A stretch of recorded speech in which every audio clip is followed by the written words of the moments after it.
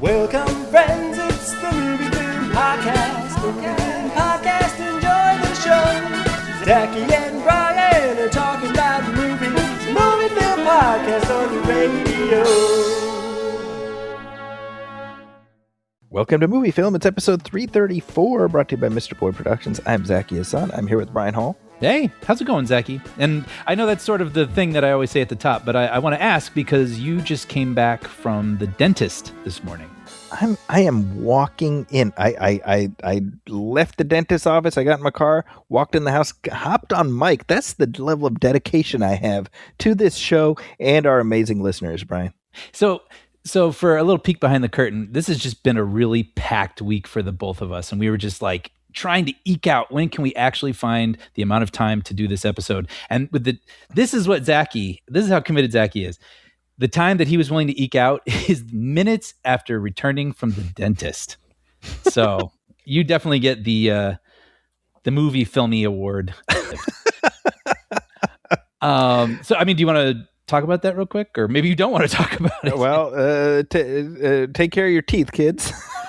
Yeah. So this wasn't just a routine checkup. This was... Back when I was probably 10 years old, something like that, I fell face first on concrete and chipped my two front teeth. Oh. And so I don't think you ever knew that. I was going to say, I don't think I knew that. I resemble Jim Carrey in Dumb and Dumber. Really? Okay. Yeah.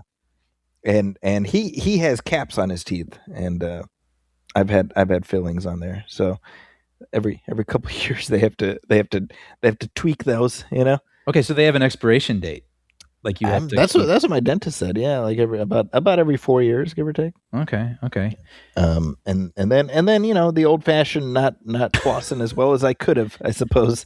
Yeah. Like, because, you know, I was thinking, I was like, probably one of the worst POVs on earth is when your dentist is in your mouth and you see occasional smoke. Oh, the worst. You can smell it. Yeah. Yeah. You know. Yeah. And you know, and I'm still like, I'm in like Marathon Man. I think that movie scarred me. Right. You know, what I miss being an adult at the dentist, it used to be when you were finished, they would have some sort of fun little thing like a treasure chest or something, you know, and you'd get to walk over and pick out a lollipop or a little toy or something. Did you have that when you were growing up? When I would have it, yeah, like if I was in the States visiting and I had worked on my teeth. Yeah. In Saudi Arabia, not so much. Yeah. But as adults, it's even better because they hand you your bill. Right. And what's more magical than that? Right. You know, I have a couple of feelings, and I always freak out when I'm eating popcorn, and then I hit a seed. Right. Yeah. Because I always hear about people talking about their fillings cracking and stuff. I'm like, no. I've actually changed the side of my mouth that I chew on. Your popcorn mouth, or just your general? Basically in general. I mean, wow. Late into my 30s, my whole life, I like favored the left side of my mouth, and now I moved it to the right. It was kind of weird. It's like Rocky in the second one when he trains to not be a southpaw anymore. See, the second one is the one I think I've only seen once or twice. I don't know that one as well. Well, he trains to not be a southpaw anymore. Yeah. Well, and what you have done vis-a-vis your chewing, it's exactly. Exactly. It's in the same tier as Rocky, which you'll recall that ended up winning him the championship. So, you know. Yeah. Good. You know, good I feel like that. Yeah. Sometimes, you know, that sense of victory. Yeah. I don't use the word hero often, Brian, but you are the greatest hero who ever lived. You know, I saw this thing that I knew I had seen before, but I was never confident enough to say it to people because I was like, I need this verified one more time to believe my own memory. But in my algorithm, I saw this video of Sylvester Stallone driving down the 101, passing Balboa Boulevard. Okay. Or whatever it is, you know, because there's a Lake Balboa really between me and my brother, and he's being filmed, and he's like, "Hey, that's where I got the name. That's where I got Balboa." And I was like, "Oh, okay, so that's what I thought. That street that's right down the road. That's crazy." Apparently, he lived in that area, and that's where he got the inspiration for the last name Balboa. From that, really? That's what he says. It's funny. I had the same thought. I was like, that just feels too convenient, and I live right there. But yeah, I just saw it yesterday, a video of him actually pointing out that street or that exit on the freeway and saying, yeah, Wow. that's it. Well, that's fascinating. Yeah. Actually, well, real quick, while we're on the subject of Sylvester Stallone, I just I saw this on my YouTube. It came up yesterday. It's a clip. You got to watch this. It's a clip from Rhinestone. Okay, which I've never seen. Dolly Parton, right? Yeah, I've never seen it either. But it's Sylvester Stallone singing a song called Drinkenstein. Okay. And, I mean, it has to be seen to be believed, you know? Yeah. He had an interesting early 80s career. Because didn't he also direct the sequel to Saturday Night Fever? Yes, he did. Yeah, Staying Alive. And then, he started in a, I guess, musical or something with Dolly Parton. Yeah, so that's Rhinestone. Not a musical per se. Right, but about musicians. So I guess. Yeah, it's basically it's like My Fair Lady. If Stallone is the fair lady, and the high society is becoming a country music singer. Well, that's kind of interesting, actually. Yeah. So there's Stallone going, Budweiser, you've created a monster, and they call him Drinkenstein. Wait, does he ever achieve, I don't know, the goal? Does he ever get his? I don't know. I haven't seen the movie. Okay. But I've seen that clip, and I saw it, and I was like, "What the hell is this?" And then I'll be damned if that song has not been stuck in my head for the last 2 days. So really? I guess must have done something right. He is, however, a terrible singer. Yeah, I have a hard time imagining him.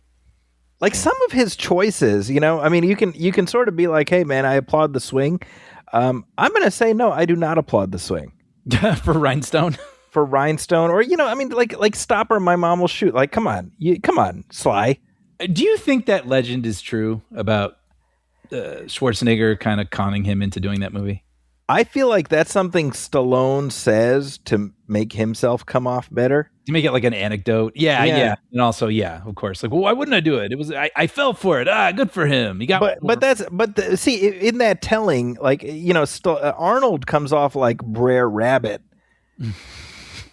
Like he comes across like the wily one, Right. So I don't know that Sly looks good. Yeah, I mean, look, I'll always have love for him because of Rocky and everything else. But some of his movie choices, 80s and 90s especially. Yeah, I remember. Actually, no, right up to the present. I'm just gonna. No, well, yeah. Well, I remember a movie called Oscar, which. Yep. Is that was his musical? first. There's something weird about that one, right? Or it's a comedy. It's a comedy. It's not a musical. Yeah. Kirk Douglas is in that. Yeah, that's also not good. He did like I think Arnold segued into comedy, and I think he fared better. Yeah, generally. Mm-hmm. I mean, notwithstanding your Jingle All the Way, right? But like Twins and what was it? Oh, Kindergarten Cop, right? Yep. But Stallone, yeah, not so much. Yeah, that's kind of true. I mean, when he landed hard, Yeah. But I don't know. Comedy. Has he done like a good comedy? Has Stallone done a good comedy? I'm gonna say no, because I feel like something would come up, right? I'm kind of shocked. I mean, Schwarzenegger is actually good at comedy. Yes. And he also worked with talented comedy filmmakers, so it just kind of all worked out all around for him. That's really what it comes down to, right? Like, I think, you work because Ivan Reitman did Twins. Right. Who did Kindergarten Cop? I think it was Ivan Reitman, actually. Oh, was it? And then Ivan Reitman did you? Okay, so just work with Ivan Reitman. Okay, yeah, that's that's the magic formula. Yeah. Because Junior, that was him also, right? Yeah. And then one time he didn't. That was Jingle All the Way, and that was catastrophic. Wow. Okay. See? So suddenly it's all coming together.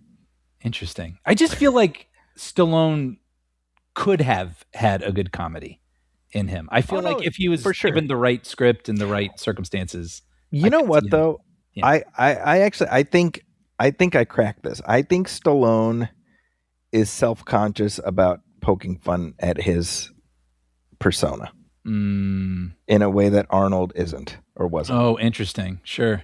Because I think that's where the comedy comes from. It's sort of poking holes in that, the godlike veneer. Mm-hmm. And I think because I've just in the last 6 months or so, I happened to rewatch a few of Stallone's sketches from SNL. Yeah. Right, and there's always that self-consciousness, Interesting. Yeah, that one with him and Norm Macdonald. I was gonna say that the best one is that one. Mm-hmm. You're talking about the car accident, right? Yes. And why? It's funny because it's about making fun of his bad movies. Right. But even then, he seems uncomfortable with that, Yeah. Like not to the same extent as Seagal, who like legendarily was just in love with the smell of his own farts. Mm-hmm. But I think in that vein. Yeah, and it's funny he didn't do one of those sort of kids movies like Schwarzenegger did Kindergarten Cop. So it's like big, tall, hulking guy mismatched with kids. And then it was like everybody after that. The Rock had the Tooth Fairy. Mm-hmm. Vin Diesel had the pacifier. It became this, or even now with Bautista, he's got those My Spy movies. Mm-hmm. It became a genre unto itself. But Stallone never really did that. The only thing he did in that somewhat vein is Spy Kids. One of those Spy Kids, he was the villain. Oh, I see. I haven't seen those. Not exactly the same, but yeah. Yeah, well, yeah. But I think that's the thing. You have to be able to poke fun at yourself. Yeah. Interesting. Oh, I was going to tell you about when I was at Pixar. Yes. So I've been to the campus before, but the last time I went was like 13 years ago, and it was to see a screening of Inside Llewyn Davis. Oh, that's right. That's right. Famous Pixar classic Inside Llewyn Davis. Right. Franchise opportunity missed out on. It feels like Inside Out Llewyn Davis. Right. Yeah. But anyway, speaking of Inside Out, so I'm in the gift shop. And I got like a sweatshirt for myself, whatever. And I was like, oh, I want to get something from my daughter, and she loves Inside Out. Mm-hmm. So I go to I'm the person at the store. I'm like, do you have a plush of Joy? I'd like to get that, for my daughter. And the person, you couldn't have scripted this better. She goes, oh, it's been a couple years, so we're all out of Joy, but there's lots of anxiety left. And I'm like, if that's not the bumper sticker of 2026, I don't know what is. Right. So we're all out of joy, but there's plenty of anxiety. Did she like chuckle? Was there any chuckling? She didn't crack it. Like, yeah. I that's what made it funny to me. She had no idea how she was just summing up, Yeah. The just all of it, That's too good. But yeah, what was that like? I mean, you went there for a press day. I mean, do they give you a tour? What do you see there? Because I don't know, they can't have a lot of props, right? Because it's animated films. Like, what do you see when you go around campus? Well, big life-size maquettes of like, Buzz and Woody and The Incredibles and all those stuff, and the big lamp, the lamp and the ball. The ball, yeah. Those are right outside.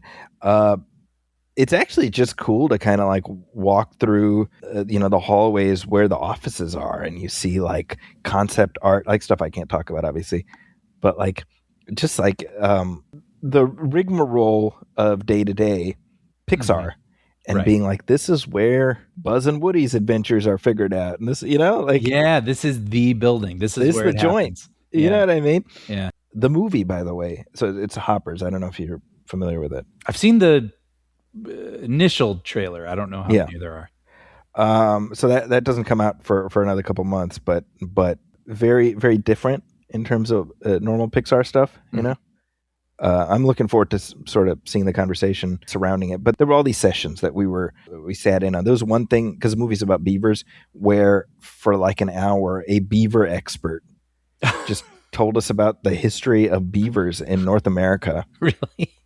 And honest to God, Brian, I was like, give me an hour and a half more of this. Really? I am like Team Beaver after this presentation, Well, so he must have been very compelling in the way that but yes. Or she, yeah. Okay. amazing. Like, it's not just about them building dams, right? It's about them shaping the entire waterways of this country before we humans showed up and effed everything up. That's pretty fascinating. It really is. It really is. So that was a lot of fun. Yeah. Have you seen the film yet? I did. Yeah. They were. It was supposed to be just like screening footage, Mm-hmm. but they were like, "Yeah, no, we're showing you the whole thing." Dude, great. Right. Very cool. Who was all there? I mean, was it people from across the country or was it local? Quite a few. Yeah. I mean, obviously local press, which is, myself and my cohorts, but there was people from LA, and there was like online content creators, that's kind of new. I haven't seen that. Mm-hmm. So people like, just like that, the Instagram crowd or whatever. Mm-hmm.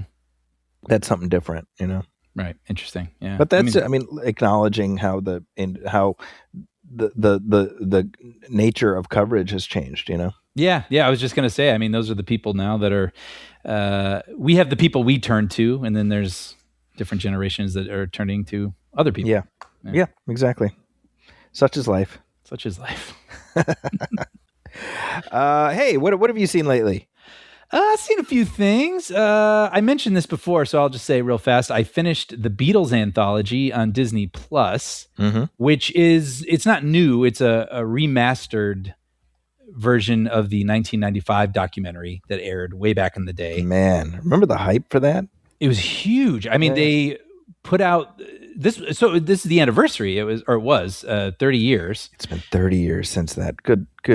Good Lord. I mean, yeah, back when we had more of a monoculture. Yeah. I mean, really, yeah. And it was seeing the Beatles, the living Beatles back together really for the first time. And they took that new song, right? Exactly. They had found some tapes, like demos that John Lennon had made, and they used what was advanced technology at the time and found a way to marry it all together and create a new, the past demo and them in the present, and they made two new Beatles songs. Yeah. And it was huge. It was 3 double CD albums filled with alternate versions of songs. And I got to say, I mean, I was 15 at the time. So for certain Beatles songs, I was hearing the demos or the alternate versions first. So those were kind of the versions that I knew for many of their songs. It was, and then there was this really intensive documentary where, like I said, the living Beatles in the present would just recollect about going into detail about the experience of blowing up, beginning in these little clubs and then blowing up on a worldwide scale. And they have all this incredible footage. I mean, I was thinking, did they ever have a moment where someone wasn't filming them? Because every story they're telling, there's footage of it. Right. And that must have gotten, I guess maybe you just tune it out at some point. Right. But I guess Peter Jackson, he did that Get Back documentary a couple of years ago where he took all that footage, ran it through his, I don't know what it is, his software, and cleaned it up, spiffed it up so it looked brand new HD. And they did the same thing to this. Okay. So if you're a Beatles fan, I highly recommend it. It was for me, it was my, you wind down with a book or, your favorite sitcom at night as you're sort of falling asleep. I was winding down with the Beatles anthology for a couple of weeks, falling asleep in the middle of it and then starting it up the next day. So very cool. Yeah. And then I saw a couple movies that will probably be in the awards conversation in the next couple months. I saw No Other Choice from Park Chan-wook. Okay. Yeah. Have you seen this? I haven't seen it. Okay. So I knew that people liked this movie and it was, screeners were handed out for award season. And so I started it up not knowing the story at all. So basically, I'll read the IMDb summary. After being unemployed for several years, a man devises a unique plan to secure a new job, eliminate his competition. So, yeah, basically this guy who works for a paper company loses his job.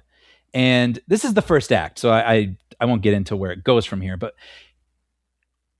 No Other Choice has a very ironic sort of meaning as its title, because basically a lot of people say that they had no other choice throughout the film, but almost at every turn, of course you did. But it's like they make Yeah. these increasingly bad decisions out of desperation to Right. achieve the thing, that they want, that they feel they need, which in this guy's case is get the specific job that he wants. And it's and I mean, it's in the summary there. So his idea is, well, I'll find the top candidates who I would be competing against for this position, and I will take them out. And so it becomes this dark comedy satire kind of thing about the lengths that this guy is willing to go through to secure that position for himself. And, I'll put it out there. Like, some of it's kind of upsetting, and disturbing. But the whole time I was watching it, it's very clearly a satire. So I think I was able to be removed from it enough to appreciate the point that was being made. And I think it's a movie. It's we could actually do a whole thing on this. I feel we could do like a whole spoiler conversation, because there's so much to chew on with this movie. There's a lot of threads that just seem like little details that are kind of presented to make the world feel real, but they all get woven together by the end in this really wonderful way that just all come together for a great payoff. And you chuckle, you turn your head in disgust, and where it all ends up, you just kind of throw your hands up in the air, because it's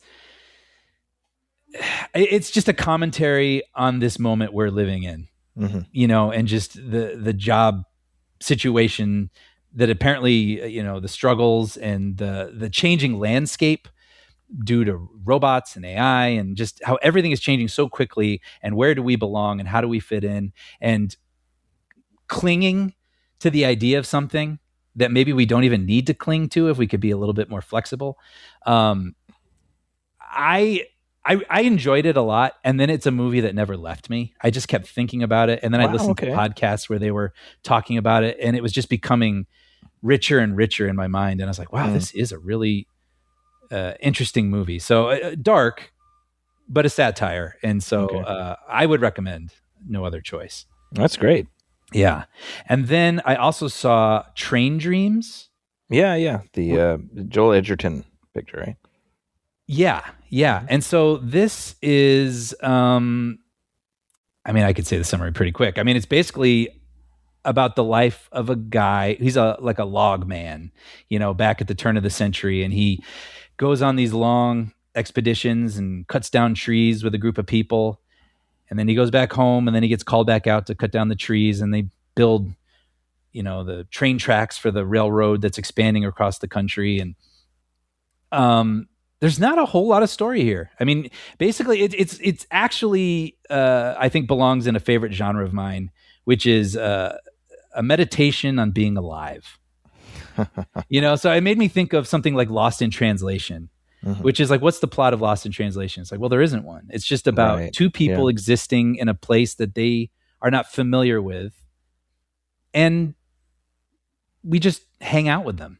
Right. And by the end of it, we kind of feel like we experienced something too. And similarly, recently, the movie Perfect Days, which I love that movie. That's a movie I'm almost afraid to return to that movie, because it was such a wonderful experience. I just kind of want to let it exist perfectly in my mind the way that I left it. But it's about following this man who does this very simple job, and the people he encounters, and the ups and downs. And by the end of it, it's not a whole lot of plot, but you're like, wow, what a ride. Just existing with this normal person, And so this feels like that. It's a little, I had this thought, and then I saw a lot of other people say it, so I won't claim it as my original thought, but kind of Terrence Malick-y, where it's very out in nature, and just the sounds of, the creaking of the limbs. And it's shot in a ratio that's very tall to amplify just how the trees tower over everyone. And it's basically about, Joel Edgerton plays this man who maybe doesn't have like a remarkable life, but he existed.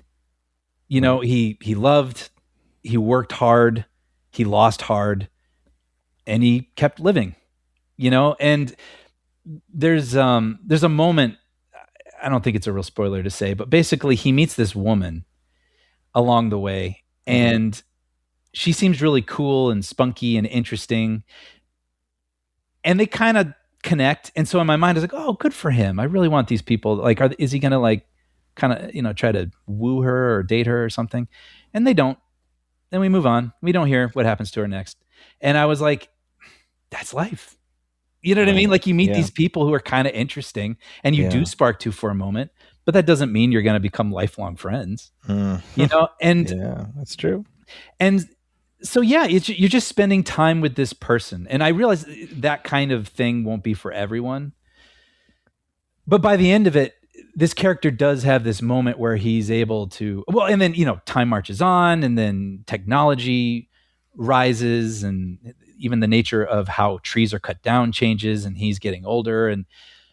But he's able to have this moment where he can kind of see things from an interesting perspective. And you're just like, life, man. It's like people say sometimes, when you tell a story that's so specific in setting and place, or maybe this person's occupation, where I don't know any of those things, but sometimes weirdly in that specificity, we find universality. Yeah. And this was that experience for me. And also, much like No Other Choice, when it ended, I was like, what a lovely movie.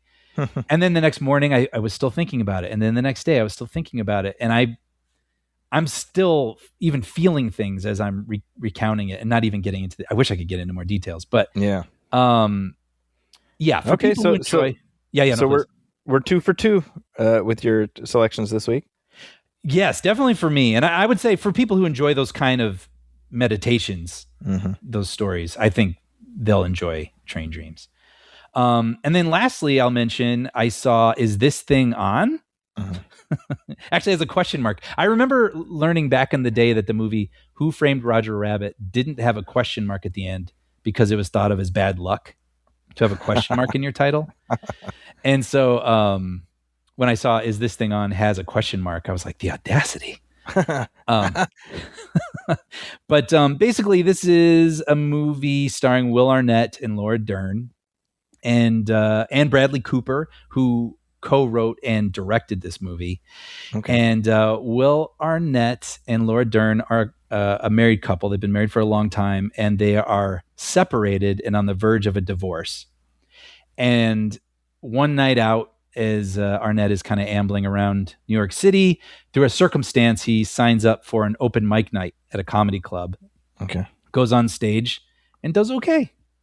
And so then he's like, so he kind of goes back. And as he and his wife are processing what they want to do next, he goes to this club and works things out through comedy. Okay. And that is what happens in this movie. That's what the movie is really sold as, but it's not the majority of the movie, which actually was to my disappointment. I was kind of looking forward to seeing a movie about someone later in life discovering an untapped skill, and also learning how to process something challenging through that. I thought that's what the movie was going to be. Okay. But really, that's a bit of the movie. Most of the movie is Arnett and Laura Dern's characters just kind of on their journey, and they have to, when are they going to tell their friends what they're going through? How do they navigate living in separate places with their kids? And all these things are very interesting, by the way, but they also felt a little bit more like sketches of ideas compiled together versus a complete story. Yeah.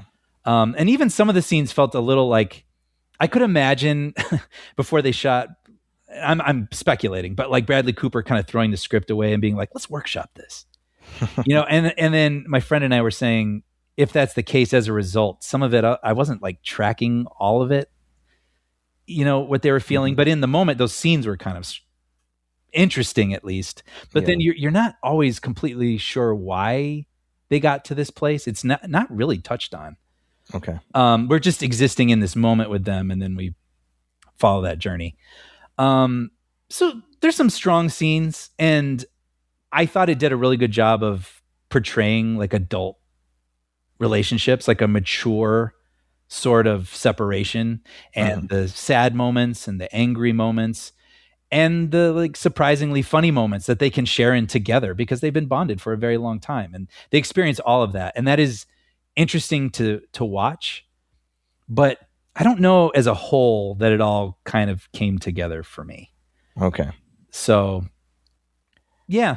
So 2 for 3. Yeah, it was okay. Like, I don't know that I would, if you're interested in it, I say check it out. Or if you like Will Arnett and Laura Dern and whatever, you're going to see some good acting and some interesting scenes. And like I said, I appreciated, I could imagine the broad comedy version of this where there's like set pieces, Right. and it's like Arnett takes his boys to like a fun park, and then Laura Dern goes on a date to the same fun park. And then they both get in the go-kart ride, and then they both have to win. So they're bumping into each other, like some kind of like dumb comedy kind of thing. And this isn't that.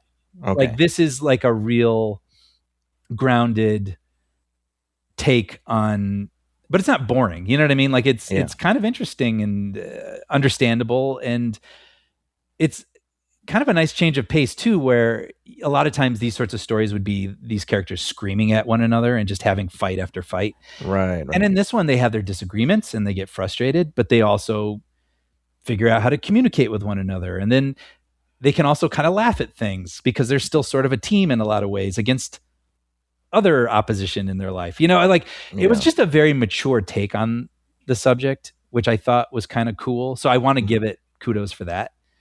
And the performances. But yeah, I wish I'd felt a little bit more as a whole. And I kind of wanted to see more about his comedy journey. Yeah. 'Cause I thought that was an interesting idea. Yeah. From what you're describing, it seems like a sort of a digression. Yeah. I mean, it does play into the story a bit and in some interesting ways. But, he goes out and then he makes friends with these comedians and kind of finds, not like his people, like he didn't have his people, because he does. But I just thought that was fascinating. Like, it's just fascinating. I'm sure you can relate to this, like making new friends later in life. Yeah. So if you find a new hobby, like say you take up pottery or something on Saturdays, and then all of a sudden you meet these people and it's like, well, let's go grab lunch. And that's kind of an interesting thing when you meet new people. And what's that like? And yeah, I guess maybe I was a little interested. Well, pottery, I don't know if I'd watch that movie, but the stand-up, I'm interested in stand-up comedy. And so I was kind of curious to see a newcomer, especially who's coming at this later and who isn't as polished as some of the people he's working around, and how he fits into that world, and how those people, if they accept him, if they don't accept him, does he get better? There's never that moment. You always hear this when people try stand-up. A lot of times people go to an open mic and kill. Sure. And they're like, oh my gosh, I can do this. And then they do the next several sets and they just bomb, and realize, oh, this isn't easy. You have to work at this. Right. And I bring this up because in this movie, he never bombs. Okay. So it's not really about the comedy journey necessarily. Right. I gotcha. Okay. But it's an interesting component of this story. Okay. So anyway. Well, there we go. Thank you for that. Yeah. And how about yourself? I've been making an active effort to not watch stuff for the first couple weeks of the year. I'm just kind of I'm just taking it light. I've been doing a lot of reading. Oh, what are you reading? Nothing useful. But you know what? Are you enjoying it? I am enjoying it. That's all that matters. Yeah.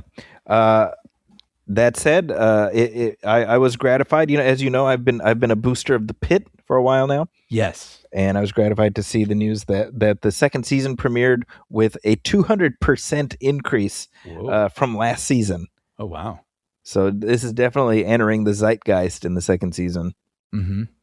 And I would imagine that at least partly that can be attributed to the show being competence porn. Yep, right. Or it's just a competent people good at their job doing it, despite the all the stress that comes in. And so here's my semi-regular exhortation to you, Brian. Check it out. It's good. I know. I need to do it. Hey, we got some listener letters. Mail call! I believe you have a letter for me. 18,000 letters, all addressed to Santa Claus.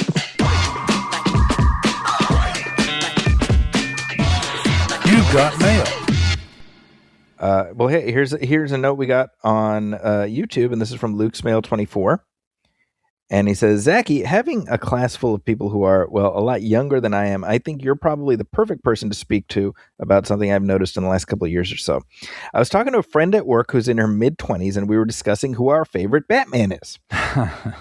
When I mentioned that mine was Michael Keaton, she looked at me in surprise and said, Michael Keaton played Batman? My monocle just fell out. Meanwhile, I collapsed. Ooh, Yeah. like the wealthy dowager in that same scenario. Exactly. You hear a glass break off screen. Being a movie buff, you can imagine my reaction going, it was kind of a big deal. He played him twice in 89 and 92. She reacted, well, that was before I was born. I realized then that I have had that a lot from people of the newer generation in regards to anything released before they were born. It got me thinking, but well over 50% of my favorite films were released before I was born. Then I thought of my father who loved Humphrey Bogart films, most of which were released before he was born. That got me thinking, am I being too harsh, or is the newer generation not looking back at older films like our generation and the generations before us? I even had a kid in their 20s at work who asked me, was it a famous director who directed Jaws?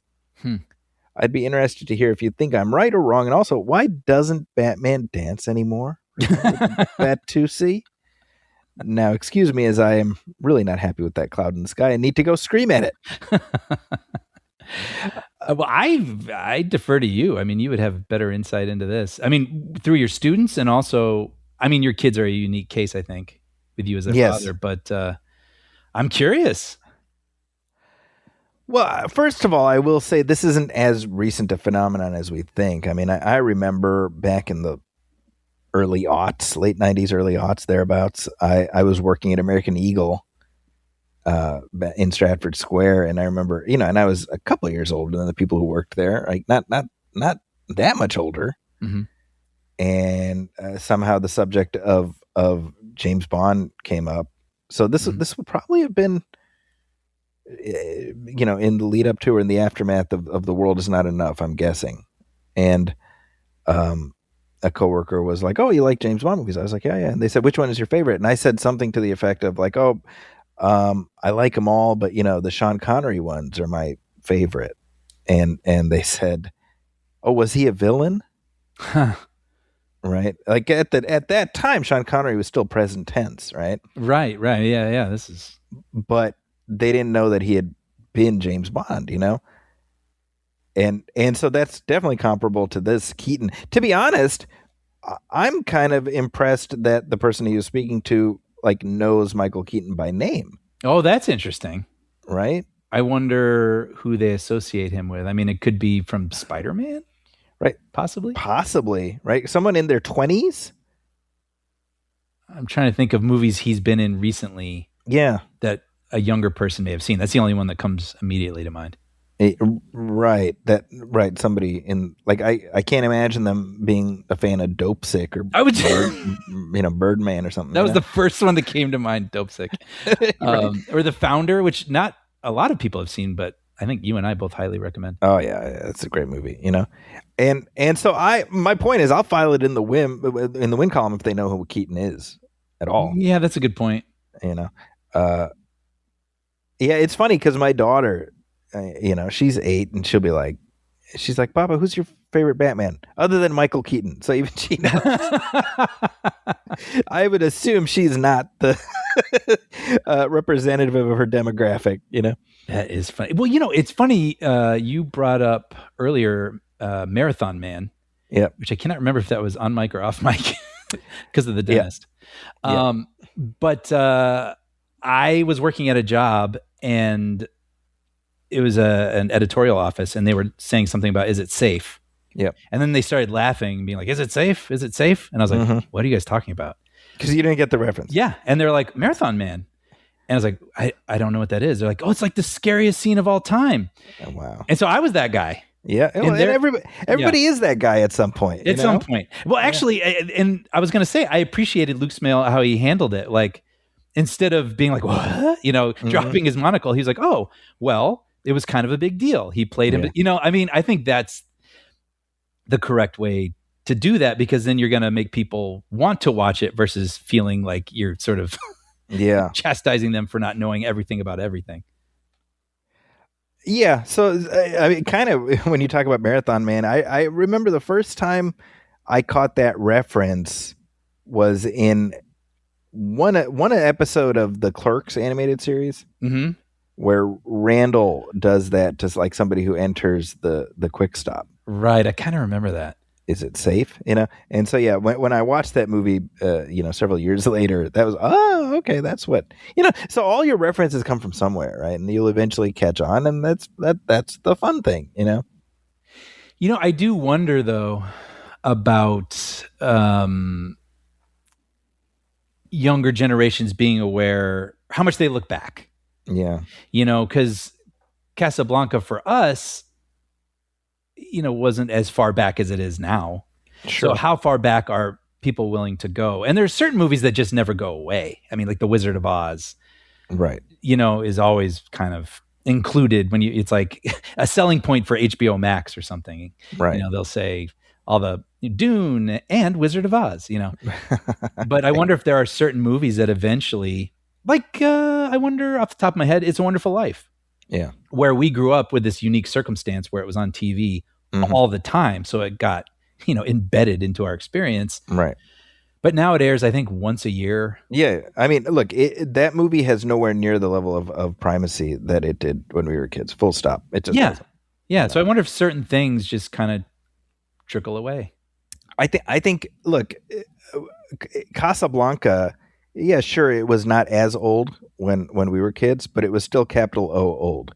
Oh, yeah. Right. And I didn't watch that movie until I was a film student. I was going to say, I think I watched it for the first time in my teens. Yeah. When I was getting into movies. Exactly. Right. So, I mean, like you knew of its importance, but to whatever extent, but it wasn't something you sought out. And, that's, I mean, I deal with that all the time in my film classes. I try to curate a selection of films that they're probably seeing for the first time, and to sort of point, if I'm teaching history of film or whatever, I mean, look, Casablanca, if I'm screening it, it's probably the first time they've seen it. I'm sure, and that's fun for me. I love being able to introduce that to a new generations. I think it's amazing. You get to be the one to do that. Yeah. And this is a little different, but maybe related. I was talking to someone recently who doesn't, keep tabs on movies to the degree that we do. Yeah. And they saw Anaconda and thought it was really funny. Yeah. And they said, I love that moment with the boar on Jack Black's back. Like, I just couldn't stop laughing. And I said, oh yeah, Zachy and I were talking about that because we were disappointed they put it in the trailer. Because if we had been surprised by it, we probably would have laughed like a whole lot more. Yeah. And they were like, that's in the trailer? So two things. One, they never saw the trailer.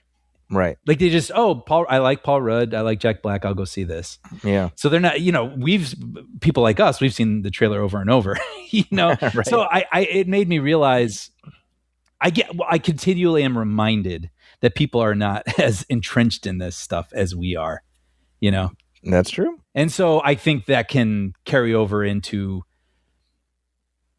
the lists that we keep of the movies we want to watch, probably include certain things that are on our radars that just may not be on other people's radars. Right. No, I think that's absolutely the case. Yeah. Yeah. Time marches on. I guess that's the takeaway. Yep. Hey, here's an email we got at moviefilmpodcast@gmail.com. This is from Alex Naom, who says, happy 2026 to you two spiffing gents. I like that. I said, I hope it's been a great start to the year for you and all your listeners, or as we should be dubbed, the mighty band of MFers. Standing for movie filmers, of course. That's funny. Yeah, get your mind out of the gutter, Brian. I know where you're at. He asks, it was a lovely surprise a few weeks ago when you did your Toy Story commentary. What an endearing film. I haven't seen it for probably 2 decades now, but your commentary has inspired me to give all 4 a shot, which would include seeing number 4 for the first time. I know, how Tarantino of me. Alex says, funny that you mentioned in your commentary how Home Improvement has fallen out of the conversation in comparison to other 90s sitcoms. Patricia Richardson did an interview fairly recently where she felt sad about that, and she believed that its waning popularity has in large part to do with Tim Allen's vocal right-wing presence on social media. What do you think about that? I'm not aware of him being as abrasive as Dean Cain or Kevin Sorbo, but maybe there's truth to it. It would be a shame if that were true, as I do have vivid memories of watching the finale where Wilson's entire face was finally revealed. Talk about a reference where I'm like, yes, but there's so many people right now being like, what the hell are you talking about? So I did not see the finale. Did they in fact reveal Wilson's face? I'm going to be honest, I don't remember, but okay. The whole conceit was Tim Allen had this neighbor who the bottom half of his face was hidden by the fence. Okay. Dividing their yards, right? And I'm saying this for people who don't know what we're talking about. And so it was a big deal. Like you never saw this person's face, and it was always like concealed. Like he would move around or the camera would move, but there would always be something to block his face. And it was just this funny running joke throughout the whole series. So when he was saying that his face was revealed, I felt this little flutter in my stomach, like, oh, they did? Like, and I'm realizing that for other people, they're like, what are you talking about? Yeah, it was sort of like the PG version of Austin Powers' nudity, and the strategically disguised nudity. Exactly that, yes. Well, so what I will say is I mean, I know Tim Allen is a right-leaning guy. My sense, at least I just have not been exposed to him expressing his views. If it is on social media, I feel like I would have heard more about it. I have no idea. Like I don't remember the last time I've heard anything from him. I know he had a show on ABC for a while. And then he has another show right now. Yeah. Right. That lasted for like a long time, like 8 seasons or something. Yeah. But I don't really know a lot about him personally. Yeah. I mean, I believe he's a right-wing guy. I'm pretty sure he's a Trump supporter, but I don't know much beyond that. And I don't think he's very vocal. So I'm curious what Patricia Richardson would have been talking about, because again, it's like, certainly, I mean, I'm aware whenever Kevin Sorbo says some back-asswards thing or Dean Cain reminds us why he's the worst Superman, that happens a fair amount, because he expresses horrific views, not because he wasn't good on Lois and Clark. I think he was. But they're always burping stuff up on social media. Right. And I don't get that sense about Tim Allen. I could be wildly wrong. You know what I'm thinking? I wonder, there are only so many things, speaking of like the Wizard of Oz and the past time, there are only so many things that can be carried on. That is true. Room for so many things, right? And I think Seinfeld, Friends, The Simpsons, there were other really, really popular shows from that era. For some reason, those have moved on. And I wonder if because they feel very universal, like their themes, their situations are still very universal. Whereas Home Improvement is, I'm just guessing, but maybe very 90s in the way it just depicts life. Yeah, right? So it'd almost be like showing Leave It to Beaver or something in the 90s. I think that's actually a good comparison. Right? I wonder if that might be part of it. Well, look, it's like in the 90s, right? You had if we're talking about family sitcoms, you had Cosby, you had Growing Pains, you had Family Ties. Yeah. And okay, well, Cosby Show notwithstanding, I think there's like extenuating circumstances why that hasn't lived on. Sadly. But like Growing Pains, who really remembers Growing Pains? Yeah, I mean, I remember liking it, but it's not. Yeah, sure. And Family Ties to the same extent, right? Like, I mean, has that lived on? Beyond us? I mean, like, the answer is no. Yeah. But I'm laughing because I realized, I thought I was talking with you, but it was with another friend. Now that I'm watching Pluto after cutting the cord, they have a Family Ties channel. Hey, that sounds like my jam. Yeah. And I've actually started watching Family Ties again. But the thing is, it's very firmly fixed in the 80s. Oh yeah. I mean the cultural references and stuff. I mean, you might as well be speaking Aramaic to modern audiences. Whereas you have something like Seinfeld and losing your car in a parking garage. Like it's. And what's the deal? That's easy. You get it. Right. What is the deal? See, we all ask that. Maybe on his deathbed he'll finally tell us. So I wonder if that's part of it. Time marches on. That's the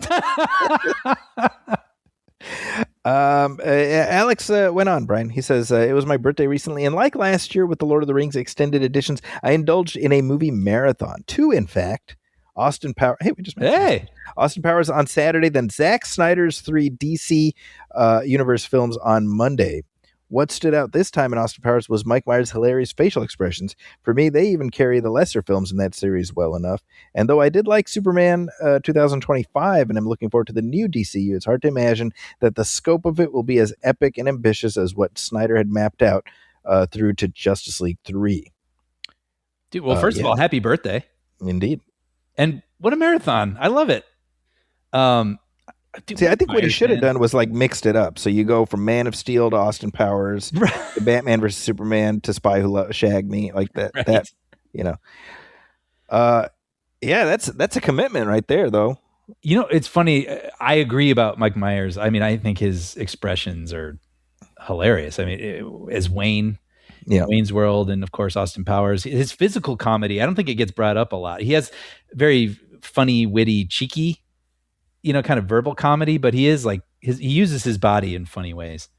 But he's kind of an interesting guy. Speaking of things that kind of haven't carried over, right? Mike Myers. Yeah. Austin Powers. So the first one, for people who don't remember, did not perform in theaters very well. Right. But it was a huge hit when people could rent it on video. And it built such an audience that when the second one came out in 1999, the same year as Phantom Menace, yep. It was an a few weeks later. Enormous hit. Oh, yeah.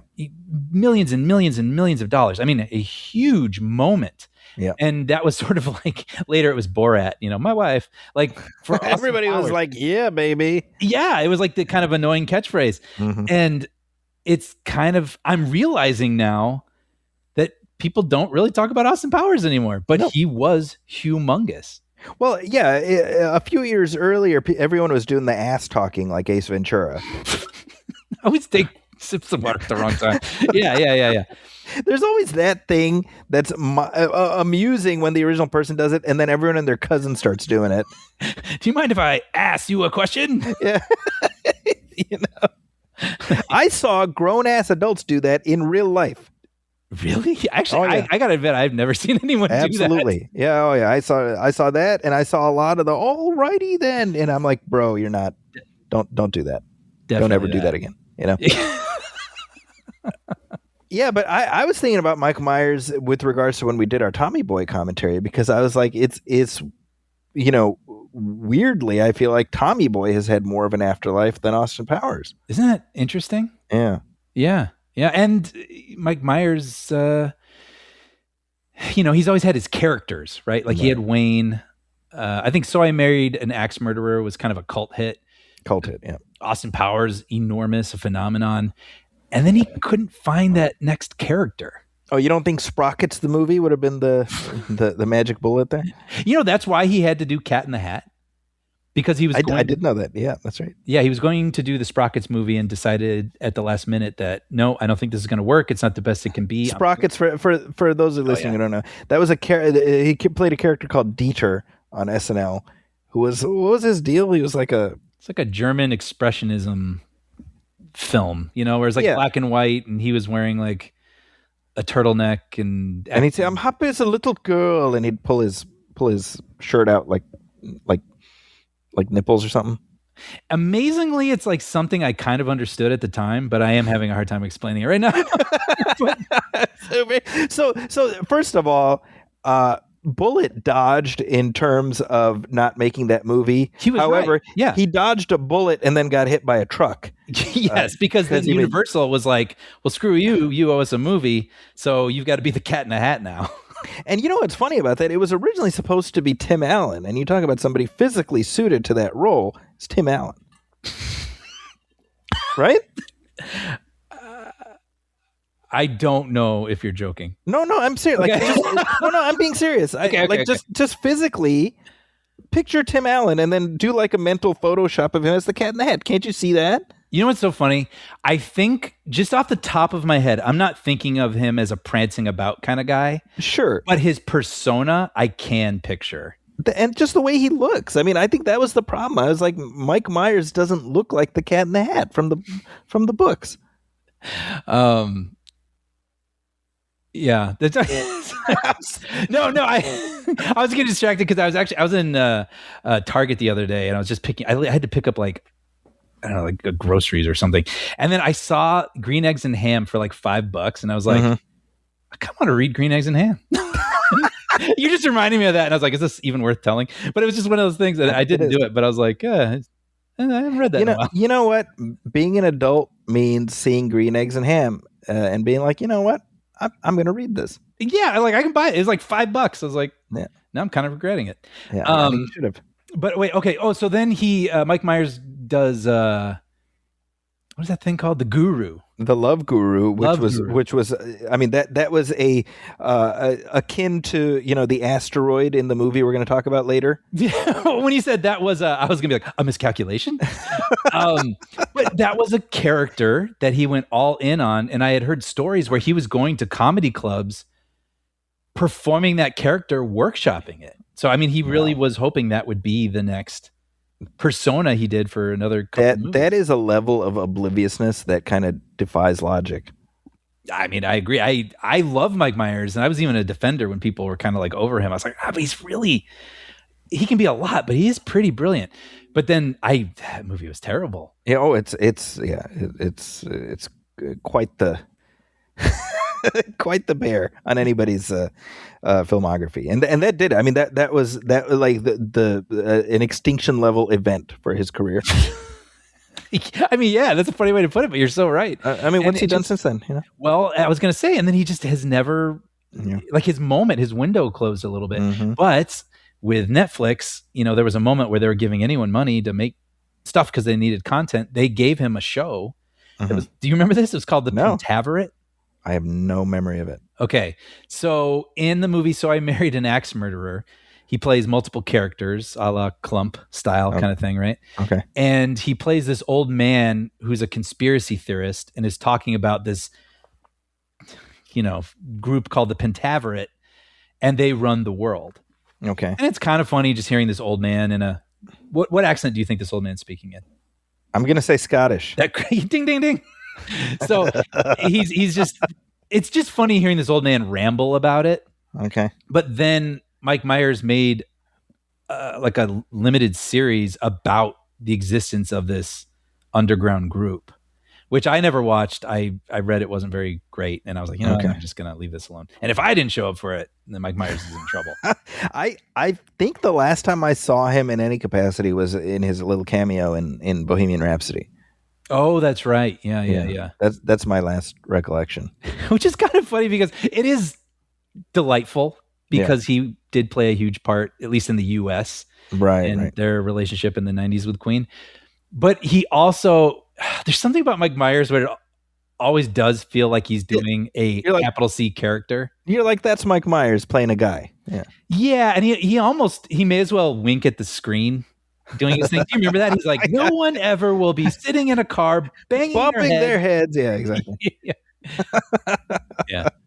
All right. So Mike Myers' career, R.I.P. Well, you know, they keep threatening another Austin Powers movie, and I staunchly believe that's a terrible idea. I don't think they should do that. I agree.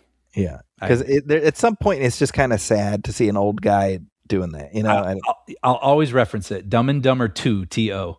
Mm-hmm. It was really hard watching Jeff Daniels and Jim Carrey as like late 50s men behaving that way. It just wasn't funny anymore.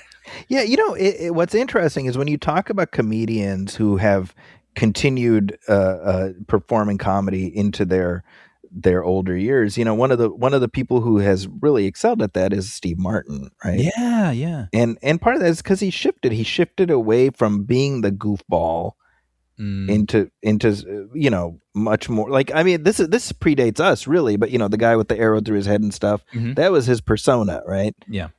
And what we saw was a shift from the 80s into the 90s to now, where he's known for cerebral comedy. Mm-hmm. And it's about the delivery of kind of just a perfect punchline, you know? Mm-hmm. Mm-hmm. And that's why he's still doing his thing, you know? Yep. Yeah. Alex asks, lastly, what are your favorite movies to marathon in one sitting, apart from the obvious choice of Planet of the Apes? Oddly, I don't think I ever have marathoned the Apes movies. Now that I think about it, Yeah. I mean, I could because they're all, other than the first one, they're all relatively short. Yeah. But for me, honestly, Lethal Weapon. Yeah, that's a good one. Those are easy to, man. You can just roll right through those. I don't do this a lot anymore. I rarely do them actually back to back in one day. Yeah. But I used to do like Monday, Tuesday, Wednesday. Like Monday night would be A New Hope, Tuesday would be Empire Strikes Back, Wednesday would be Return of the Jedi. And I would, I used to be very intentional about it. I always went through the Indiana Jones trilogy and the original Star Wars trilogy once a year. Yeah. But yeah, back to back. I think the only time I ever did that was leading up to The Force Awakens. Okay.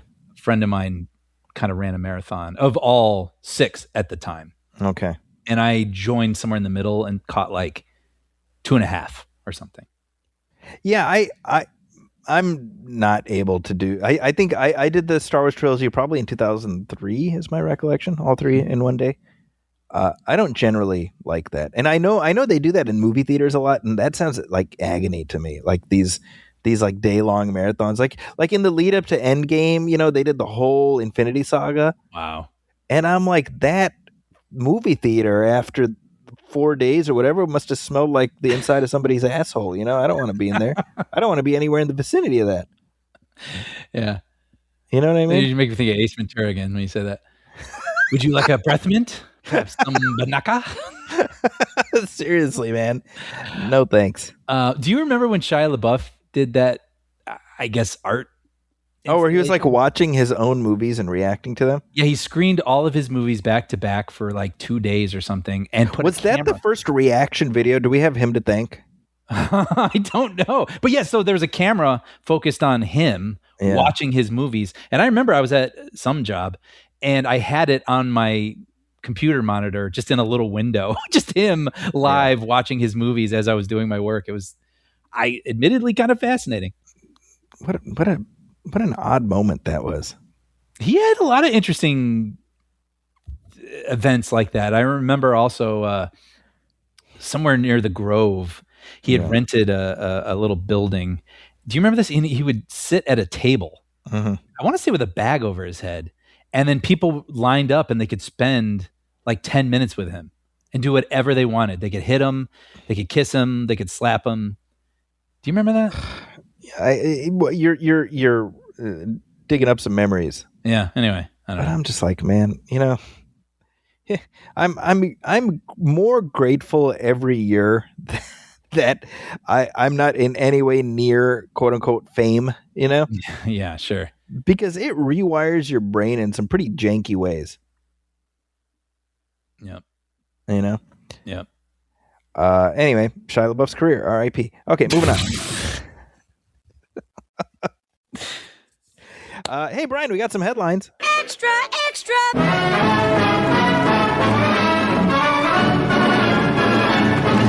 What a scoop! So hey, well, this is Brian. Brian, this is something you brought to my attention. That apparently there was an original ending to Marty Supreme, a movie that you and I both enjoyed quite a bit. I should say, subject of our last show of 2025. Oh, I know it's in the history books already. We both enjoyed it. Would we have liked it better with this rejected ending? Which, my hand to God, I thought it was a joke. So, for some context, for people who haven't seen the movie, and this is not a spoiler, believe it or not, when you hear this. In the movie, Timothée Chalamet plays this young ping pong player, and he kind of works together with this rich benefactor kind of character who's played by Kevin O'Leary of Shark Tank fame, of all things. And at one point, Chalamet's character pisses off O'Leary's character, and O'Leary is sort of like, I'm paraphrasing because I don't really remember the line, but he's like, "Don't you mess with me." He's like, "I'm a vampire. I was born in 1601, and I will I've been around for centuries and seen punks like you, and like whatever." And it's very weird because he's not it doesn't feel like he's speaking like a metaphor. Just out of the blue in this completely grounded movie, this rich older character is basically, it sounds like he's genuinely saying, you don't know this about me, but I'm an actual vampire and I've been around for centuries and I will, whatever. And it's a strange line that some people have called out, but that's the only mention of vampires in that movie. So you just write it off as like a funny, weird line from a weird off-kilter character. Right. Turns out the original ending of this movie, as scripted, according to Josh Safdie on the A24 podcast, I guess this is a little bit of a spoiler. At some point, whatever. Timothée Chalamet's character has a daughter. And so the movie was going to end in the 80s with Chalamet all grown up with his now older daughter, and they're watching a Tears for Fears concert. And then that wealthy man comes up behind him and takes a bite out of his neck, paying off the I'm a vampire line. I mean, I still, because my understanding is Kevin O'Leary just kind of improv'd that. That's what it feels like. Right? So it truly, like, I feel like Josh Safdie is doing a bit here. I really believe that. Well, apparently they actually did have prosthetics made. Come on. With the teeth and the whatever. I don't believe that. Well, this is all according to Safdie. He's on. I think he's committed to the bit. Possibly, but he did say that was the ending, and the people at A24 didn't say anything for a long time. And then as they were progressing and making prosthetics and things, A24 said something to the effect of like, so this is a mistake, right? Or something like that. See, I feel like we're all supposed to be like, no, seriously, you're supposed to be a vampire. And Josh Safdie's having a big old laugh. It's very possible. Right? Although there's a Seinfeld where Elaine, somebody tells Elaine that the original title of War and Peace was War, What Is It Good For? Right. And she just starts saying that to everybody. I feel like this is that. Maybe. But I think they ultimately went with the right decision, because after a movie of 2 hours of just stress and a character being insane, there actually is what I think real earned catharsis. Yeah. And it would have really undercut that if they had done that. Although sometimes I do love when movies just swing and go nuts. And you go like, wow, they really did it. They did it. That son of a bitch. He did. Yeah. Who knows?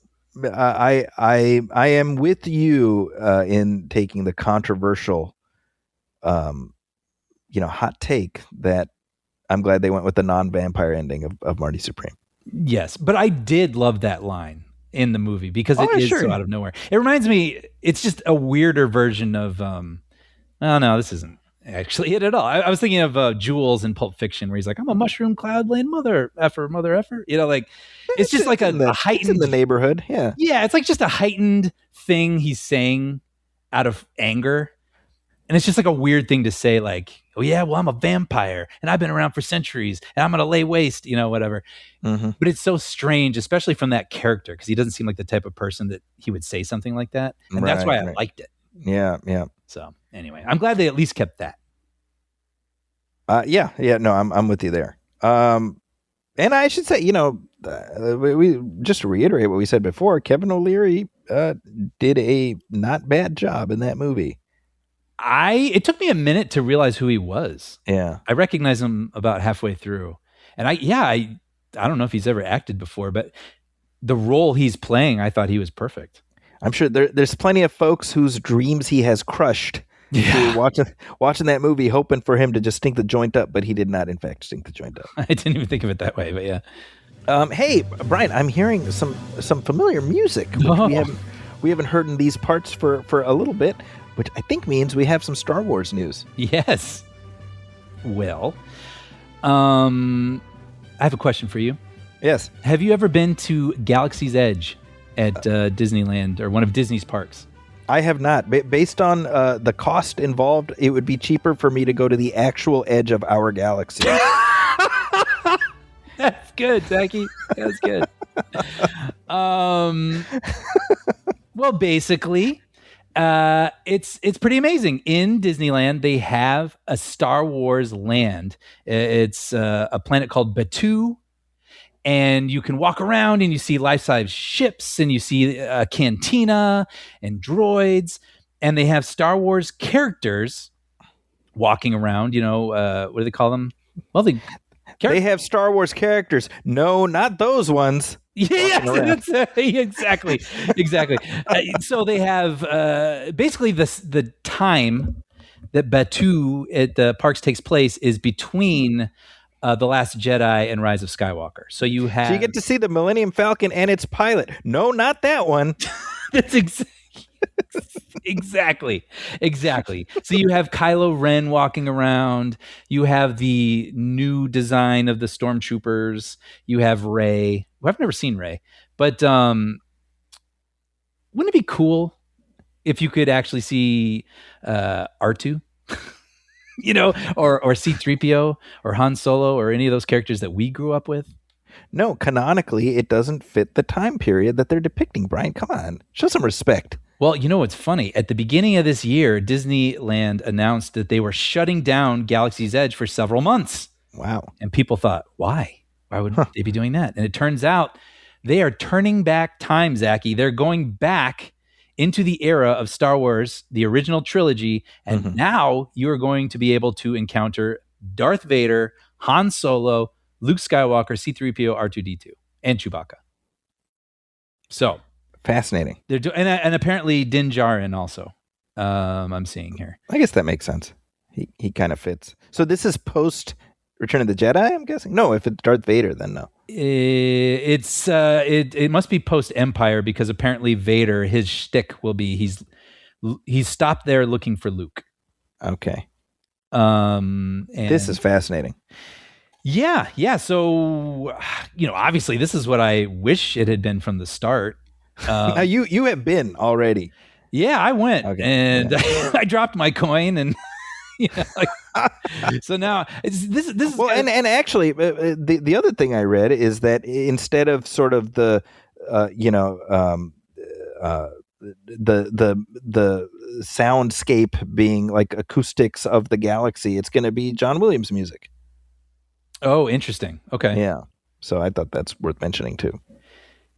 Well, yeah. I mean, and so you've got to wonder. I mean, was this their plan all along? No, of course it wasn't their plan all along. I'm just trying to create discussion here. I just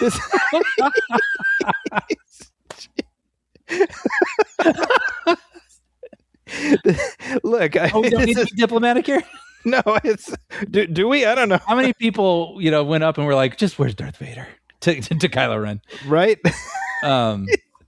Yeah. I mean, look, I kind of hate that. To a large extent, this will be perceived as Disney acknowledging that the sequel era has not, taken root the way they likely would have hoped. Yeah, right. Right, but also yeah. Yeah, I mean, I guess I want to say that too. I mean, this isn't me. I don't have disdain for those characters, but no. If I'm going to travel to Star Wars land, yeah, I want to see Darth Vader. Exactly. So I'm glad they're doing it. I don't know when I'll be back there, but I would love to see. I mean, Vader and Ren are interesting because they can be behind masks, and Chewbacca. But it will be kind of wild to see performers doing Leia and Han Solo, and yeah. I mean, I have no idea how Galaxy's Edge has performed, but I would assume that the goal initially was to make it kind of a Ren Fair type thing, right? Where it's like, you are in the world.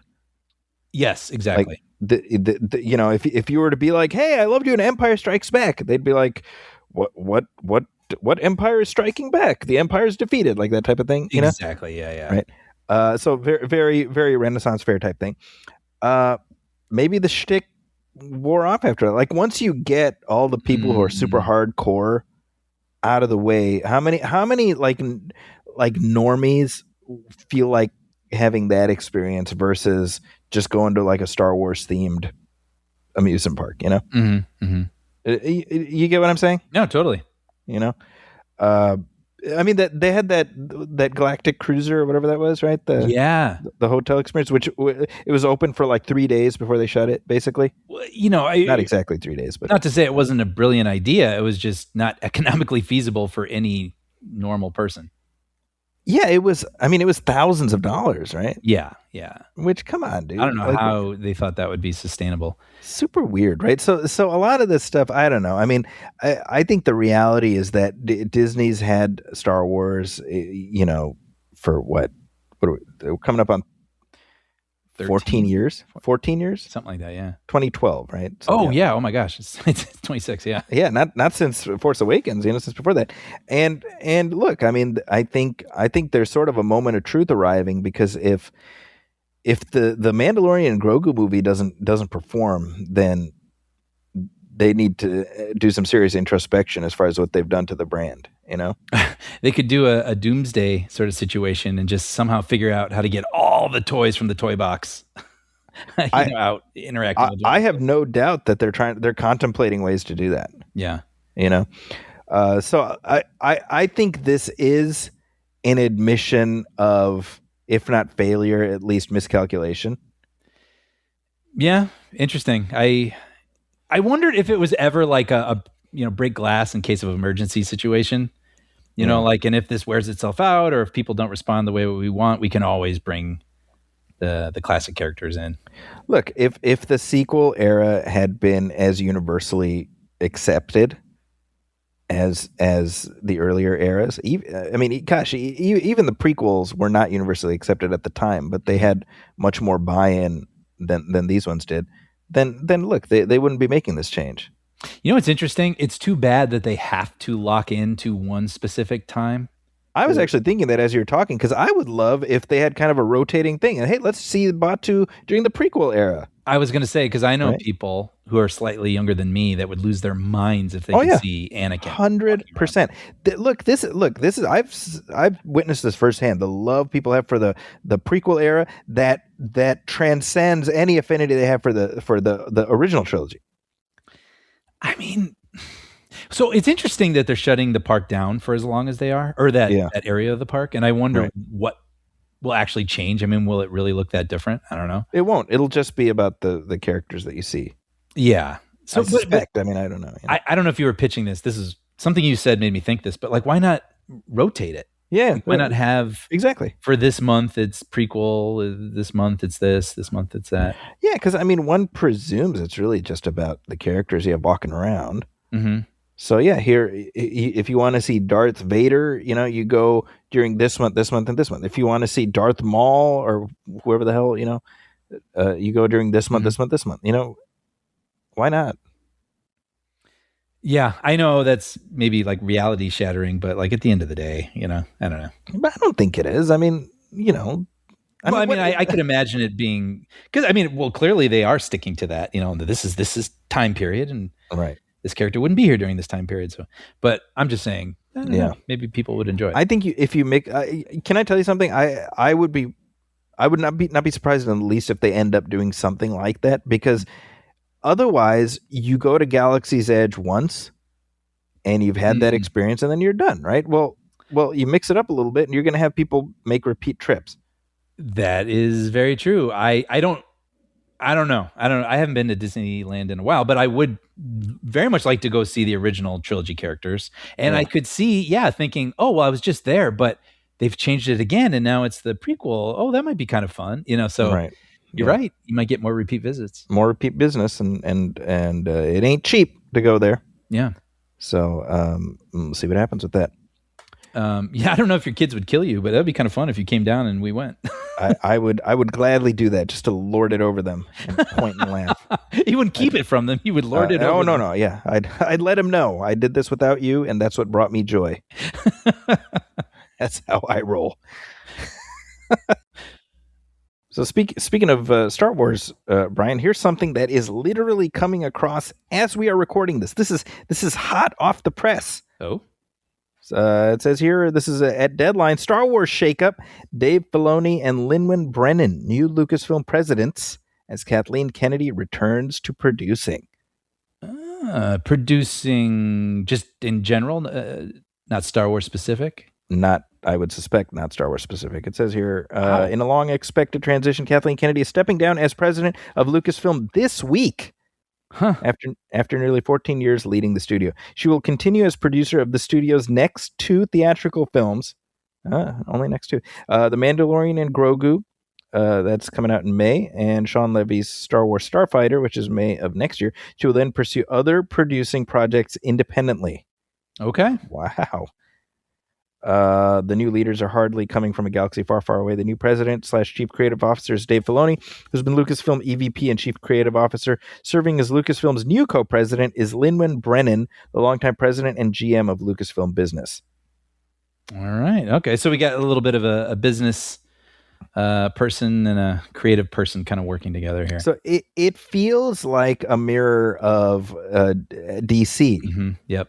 Where you got James Gunn handling the creative side and Peter Safran handling the business side. Mm-hmm. Right? I'm continuing to read here. This transition has been percolating for about 2 years as Disney and Kennedy sought a seamless transition. Filoni and Brennan, veteran senior leaders, worked closely with Kennedy since she accepted George Lucas's job offer in 2012. So, 14 years. She certainly did her time in the trenches. Yeah, that is a long time. Right?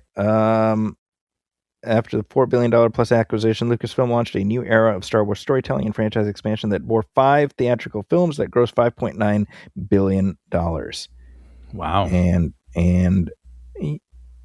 animated series, etc. I'm just scrolling through, seeing if there's anything. Dave Filoni, of course, I think, he was the brains behind what people like about Clone Wars. He created Ahsoka. Mm-hmm. He directed episodes of The Mandalorian, right? Mm-hmm. Yeah. So, well, look, nobody's going to do the job forever, but I think the fact that Kathleen Kennedy is stepping down signifies something. What do you think? What's your read? Well,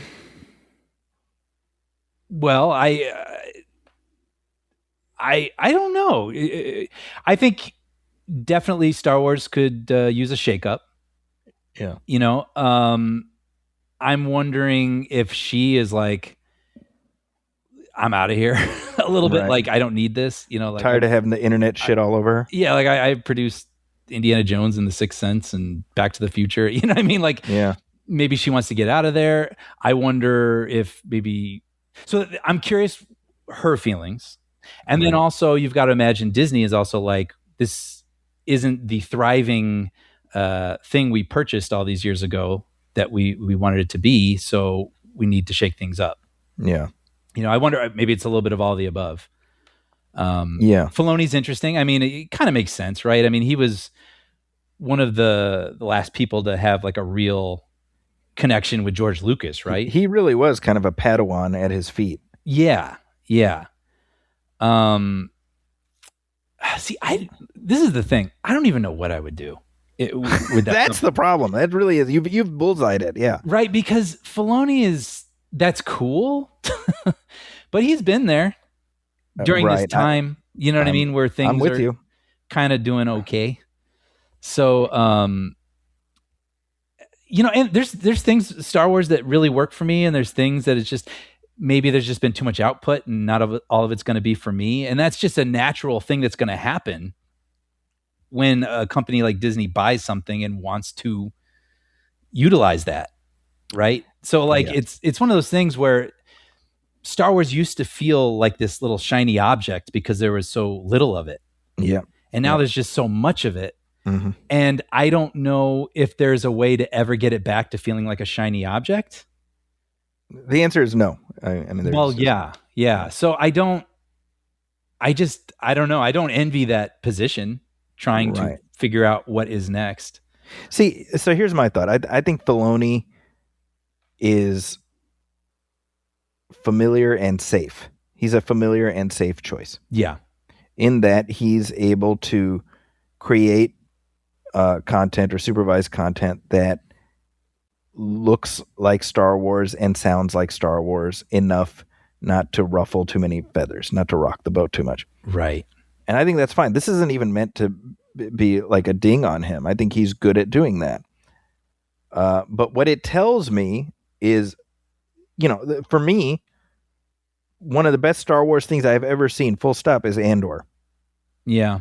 And it tells me I don't think Disney is particularly in the mood to be in that kind of Star Wars business. Yeah, I think Andor escaped, is what I'm saying. Yeah. I was gonna say I don't know if this is the exciting choice. You're right. It's so hard. I've said this over and over. The thing that we love about Star Wars came from a kooky guy.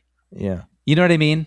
Yeah. Like this, Star Wars is George Lucas. It's his personality, his spirituality, the things that he loves, his hobbies. And without him, it's just always going to be people trying to repeat what's already kind of happened before. Yeah. And so my brain thinks, oh, well, then you want to bring a new, exciting, interesting personality in. Right. And maybe that's kind of what you get when you get Andor, right? Yeah. Yeah. But I don't know how that... I can't imagine one person, though, coming in and being the person to make... I think I just have to, accept that Star Wars is always going to be this broader thing now. Sort of like we always talk about with Marvel. Yeah. And there are going to be the things that I really connect with, and there's going to be a lot of other things. And I hope that everyone finds the Star Wars that they connect with within that, broader thing. I'm sorry. I don't know if this is kind of rambling. No, I don't think it's rambling. I think the takeaway, Brian, is that time marches on. Yes. Hey, Brian, we got a new movie in theaters right now. Ooh.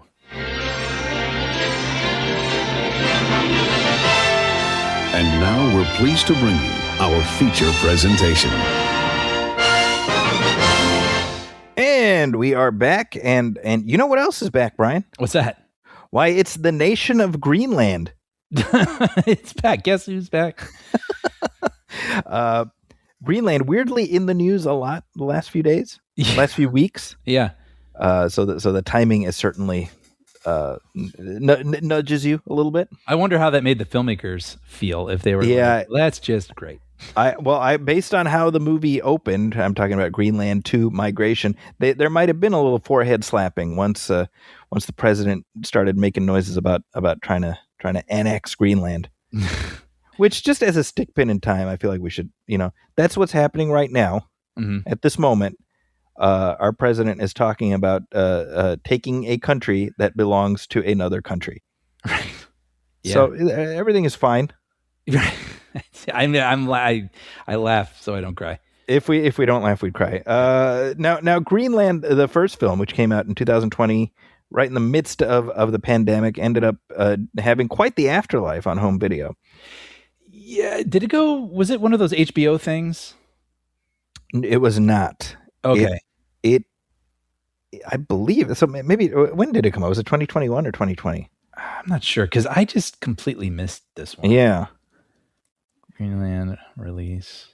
July 29, 2020. So it definitely wasn't in theaters. Okay, so it came out at the tail end of 2020, and against a $35 million budget, it made $52 million. Which, as we say often, I mean that's kind of, if you're playing within that range, you're doing okay. Mm-hmm, mm-hmm. We need more of that. This is a movie I did not see until a year ago, almost exactly a year ago.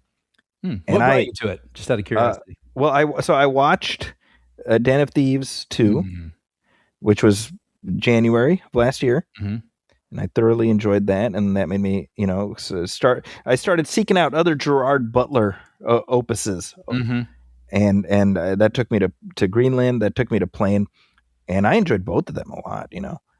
I really enjoyed Den of Thieves. I've talked about growing up. There was Schwarzenegger. He was like the A list, right? For lack of a better term. And then there was like Steven Seagal and Jean-Claude Van Damme, right? Which they made entertaining movies, but they felt sort of like the B team. Mm-hmm. And I feel kind of bad saying this, but you got your Tom Cruises and your whoever these days, and then Gerard Butler, to me, his movies sort of felt like the B team. I think you're absolutely right. Yeah. And I didn't have anything against them, but they were just never at the top of my list. Right. And then when Den of Thieves, was it 2? Why did we watch those? Maybe well, because, I talked about it on the show. okay. And so then yeah. I was like, okay, I'll watch Den of Thieves just out of curiosity, and then I can watch 2 and talk about it with you. And I was like, holy crap, this is good. Mhm. Yeah. And I was like, and I really like Gerard Butler in this. Yeah. And then Greenland 2 was coming out, and you're like, Brian, you should watch Greenland 1, and then we can talk about Greenland 2. And I was a little like, okay, like I kind of know what I'm getting into, but we'll do this. And then Greenland 2, it's like 20, 25 minutes in the first act, and I was like, this is pretty good. Greenland 1, the first one. Greenland 1. Yeah. And yeah, I mean, well, we can get into it a little bit because I'm going to probably compare and contrast them a bit. Mhm. But because you've seen them now very close together. like basically back to back. Yeah. But yeah, Greenland 1 was like much better than I expected. Yeah. You know, more I don't know, textured and nuanced and interesting ideas and good execution. And Gerard Butler's doing his thing great. He's doing his thing great. Here's the thing about that movie. First of all, it's not, Gerard Butler playing an action hero. It's him playing a guy. He's like a dad. Yeah, just a regular guy, and he gets to do his actual accent, which I find is remarkably freeing for him because he's not, we've talked often about his American accent is sort of a fascinating, it's like it should be studied by science. Right. But also by virtue of the fact that it's a $35 million budget, they have to be much more judicious about how they depict a scenario, which we've seen multiple times. I mean, this is, Armageddon and Deep Impact. Greenland is just that. Mm-hmm, mm-hmm. It's that end of the world movie, but in the absence of really having the money for your big spectacle, it focuses more on individual scenarios, and there is sort of an episodic structure, but it plays it so straight that it really puts you in the shoes. It is a quintessential what would you do movie. Exactly. Right? And I mean, when you have the budget of a Steven Spielberg film, War of the Worlds, you can get Tom Cruise getting home to his family while a big freeway, like a tanker truck is falling on a freeway and blowing up behind him, and all sorts of mayhem. This movie, I'll just spoil one scene from the first act, but basically there's a big comet, and this has to do with the second movie also. There's a big comet that's going to pass by Earth, but like they think it should pass by safely, but it turns out it's pivoted, and there's going to be chaos. Like parts of it are going to crash through the atmosphere and hit parts of different countries. And so everyone's like starting to freak out. And in the first act, what happens is they know there's this ominous thing happening in the sky, but they're continuing to live their lives. And Gerard Butler and his wife are going to be throwing this birthday party, and the neighbors are coming over. And while they're in the middle of this birthday party, they're looking at the news like, oh, it looks like part of this comet's going to hit the Earth.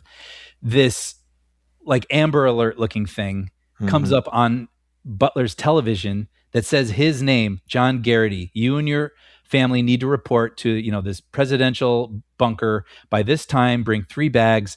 You can't bring anyone outside of your family. And I was like, whoa, that's spooky. Like you can imagine being in your living room and that thing coming on your television with your name. Yeah. And it's like, oh, the news isn't telling us exactly what's happening, but this thing is telling me we need to get to a bunker. And you don't work for the government. You're just like this architect. For some reason, you've been selected. And then what happens next is all the neighbors are like, what? Like, why you? Like, and so then eventually Butler and his family's like, pack your bags. So they pack the bags, they get in the car, and then they got the neighbors kind of turning on them. Like, screw you. Why do you get to go? And one woman is holding out her daughter, being like, don't worry about me. Just take my daughter, for the love of God. Please take my daughter. And what do you do? Yeah. I mean, it didn't even need a budget. That is so compelling.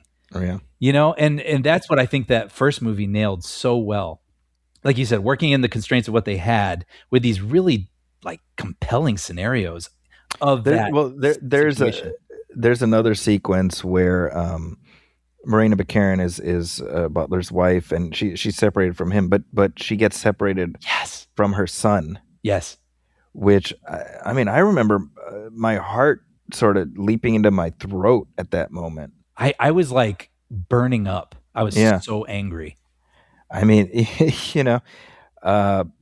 and the way that all resolves, I mean, it really is. It's kind of this episodic thing. We go from this to this, and then from this to this, and then and as our characters attempt to make it to Greenland, where there is the promise of a bunker and potential safety. Right. That's the film in very broad terms. Yeah. And I guess by virtue of the fact that there is a sequel, we can say, well, they do make it to the bunker, but, right, but not unscathed in terms of spiritually or morally or what have you.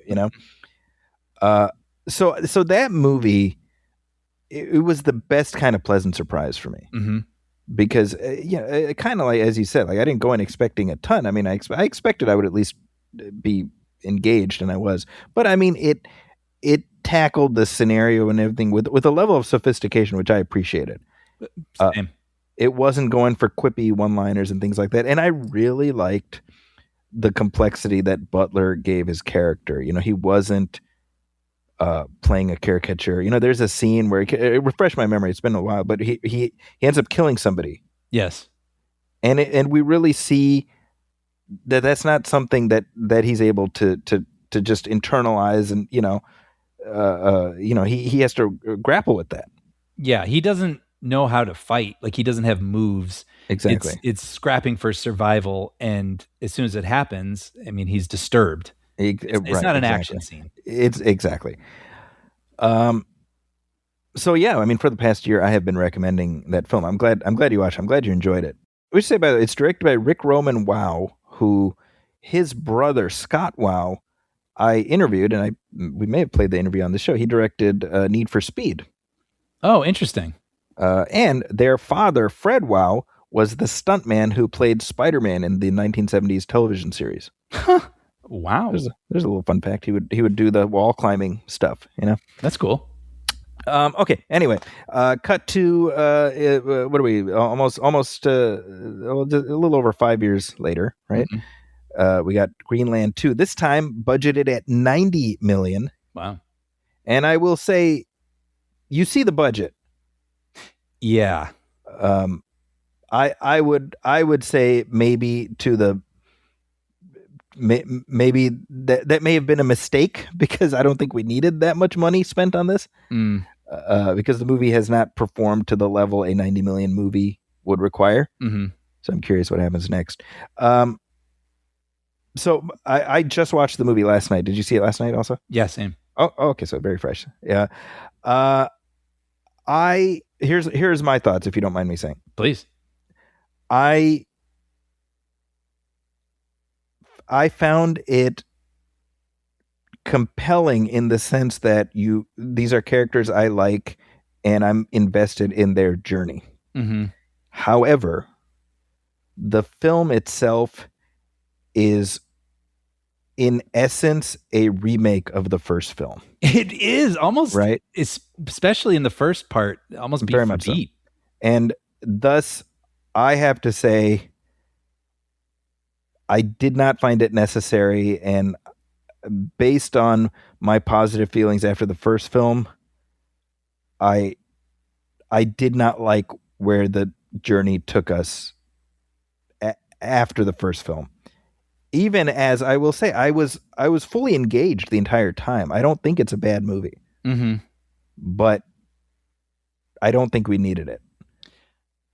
We are on the exact same page, and it was maybe made even worse for me because I had just watched the first one. Yeah, so I could feel myself as this one was going on, like, oh, right, like just not engaging with it as much. And afterward, I was thinking, like, it's not like there's anything egregious about it, but there's nothing exceptional about it either.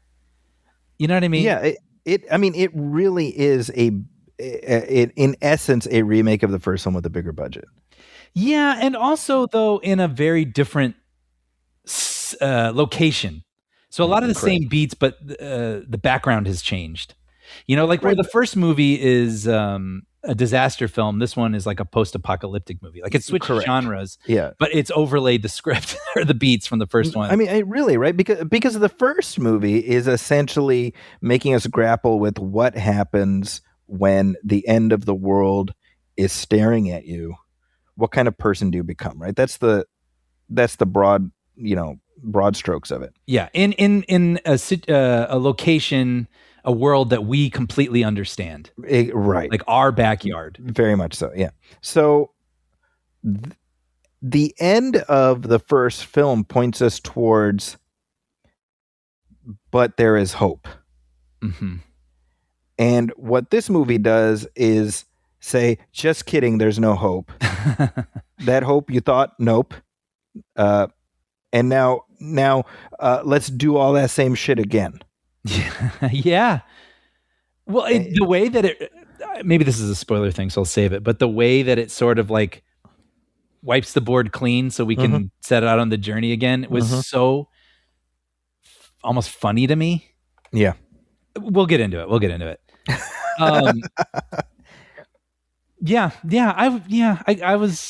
I was a little disappointed. See, but I want to couch what I'm saying, because I think that Gerard Butler and Morena Baccarin, by the way, I think the fact that she got above the title credit, I was like, good for her. Mm-hmm. She probably pushed for that. Because I know she was hesitant about coming back. I loved their relationship in the movie. I really did.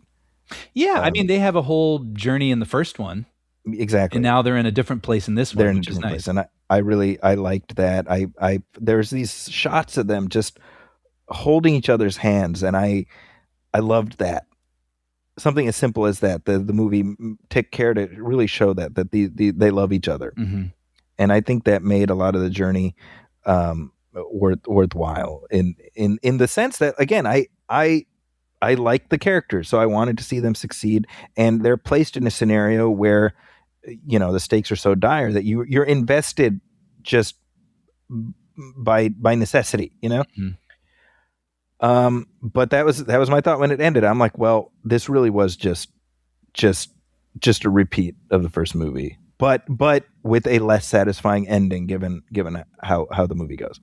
Yeah, and I didn't find, similar beats, of course, but I just, maybe because I had just watched it, but I just felt so much more plugged in and engaged the first time around. And maybe because a lot of that had to do with, what would I do? I'm in my neighborhood. It's a world It's a world I know. And my neighbor wants me to, for some reason, I've been directly contacted by the government to go board this special plane. What does that feel like? Right. And I'm just a dude. I don't work for the government. I'm not tied to any agencies. What does that feel like? A. And then B, like, now my neighbors are wondering what's going on and want me to take their kids. That's uncomfortable. Then you get to the place and there's a whole crowd of people that want to get into this place, but only you are really allowed in, and you've got to navigate the complications of that. And then once you get inside, that gets complicated about them learning things about you and whether or not you can still go. And it was, and then you get split up, and the world still resembles a world we know for the time being. Right. And I felt like a lot of the, there was a moment that really stood out to me in the first one where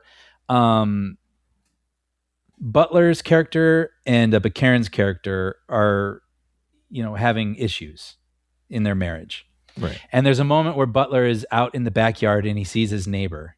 And the guy goes, "How's it going?" And Butler's like, "Good." And then the neighbor goes, like, "How's it going?" And then Butler kind of gives him like a 50-50 sort of hand gesture. And the guy goes, "Oh, okay. Well, it's good to see you. It's nice seeing you out here." Yeah. And I was like, I'm not even doing it justice. It was a very lovely moment.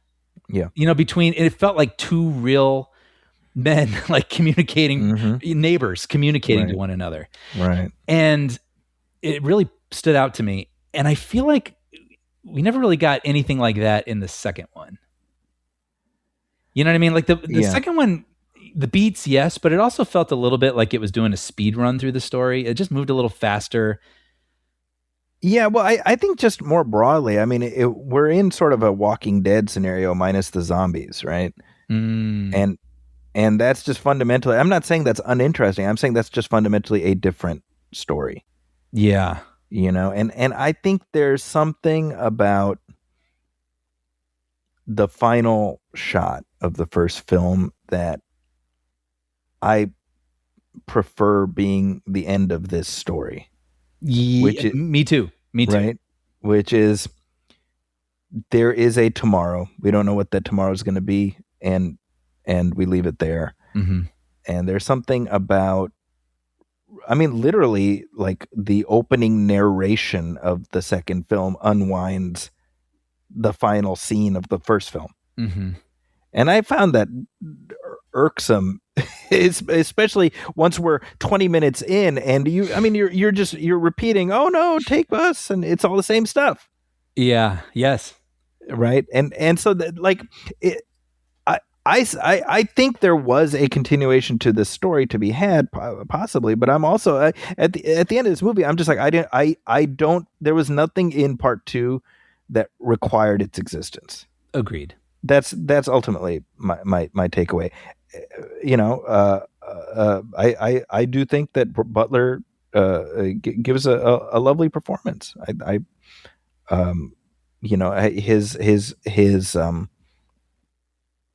His drive in the film, what he's trying to accomplish, I can certainly relate.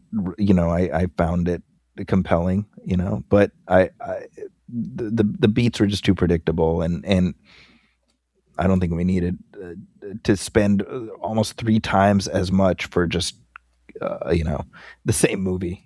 Yeah, agreed. The sequence with the ladders was pretty cool. I will give it that. Oh, dude.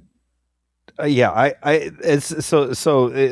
film shows this is because some of the visualization that I think is pretty clever, right? They're essentially showing that because of the impact of this asteroid, tides, the currents have changed and everything, and the English Channel has been dried out, basically. Mm-hmm. So you have people trying to cross from one end to the other, and they've strung up rope ladders or rope bridges and ladders a la Everest. Yeah. And I took one look at that, I'm like, nope. Yeah. Sorry, that's a no from me. Yeah. I was like, maybe with the rope bridge, but as soon as I saw the ladders, I was like, no way. Yeah. That is where I die. Chance. Yeah. I would sit down on the other side until I died. That would be me. Yeah. Did we want to get into spoilers? Spoiler. So Brian, you tell me, we're 10 minutes in and Gerard Butler goes, I was like, uh-oh. Yeah. Uh-oh. I know. I mean, that's the thing. I will be curious to see if a filmmaker can ever come up with a way to have a character cough in the first act of a movie and not make everyone who's not even film savvy go, oh, okay. That was honestly as soon as he's doing that, I was like, okay, he's sick. And then he does the blood cough later. They hit you twice, coughing up blood. You're like, oh, he's a goner for sure. And I just fundamentally, I was like, I liked his character so much. I don't want to see him die. I was a little surprised, actually, because I thought, well, if this does well and they want to make another one, are they really not going to bring him back? Yeah, kind of weird, right? And I was thinking maybe it's a Gerard Butler choice because it gives him something meaningful to play. Right. I'll be honest. I mean, the voiceover at the end, it kind of hit me. I found it. It's a little Sarah Connor narration. Kind of in there. Yeah, exactly.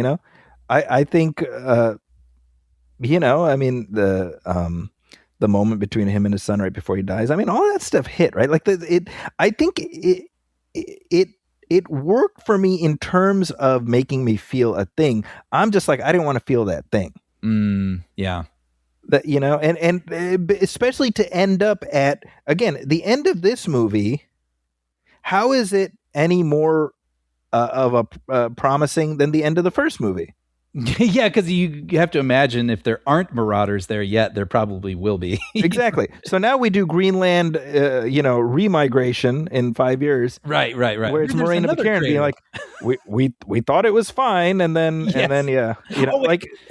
Sorry, no, sorry. I was so excited to say this because I couldn't say it before spoilers. But your thing was so funny. Yes, because the first movie ends with basically them in the bunker, and the whole storm happens, and then they open the gates, and they see it's like Noah's Ark. You know, it looks like decimated, but these two little birds fly by, so there's hope. That's right. You know, life can go on. But to your point, then the second movie begins and it's like, actually no. And then the door closes back. Like that's what happened 5 minutes after the ending of the first. After the ending of the first movie. Exactly. Yeah. I found that very, very irksome. I gotta admit, I didn't even think about it, but when you put it that way, that made me laugh.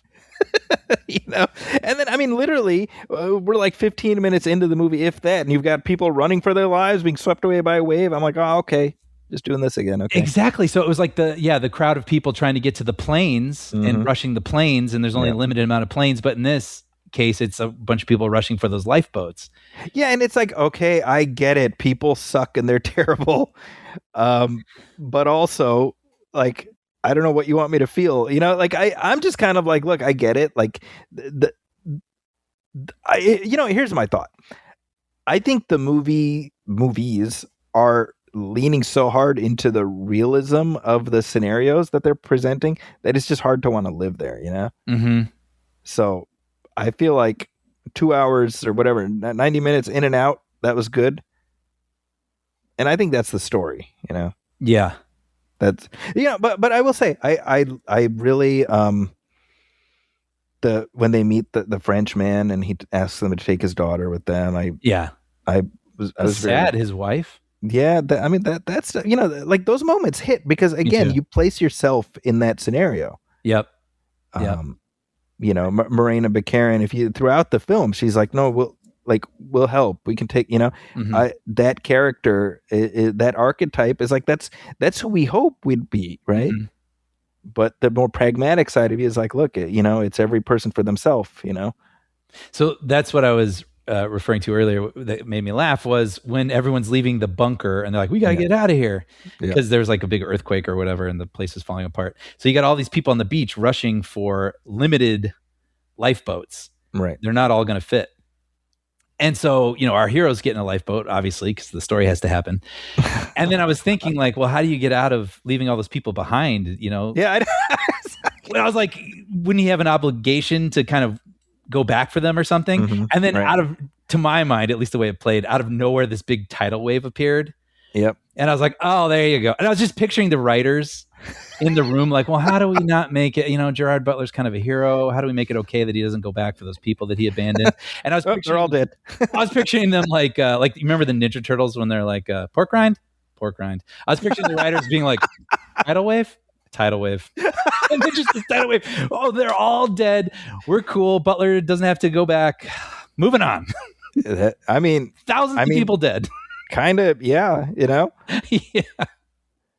I mean that is because the portion of the film before that was really getting into the morality of we only have limited space and there's other people out there and stuff, and they just completely, you know, turned away from that whole plot thread, whatever that was, which was very interesting and feels like something that the first movie would have dug into a little bit more. Explored. That's my thought. Is I think there was. This is my point.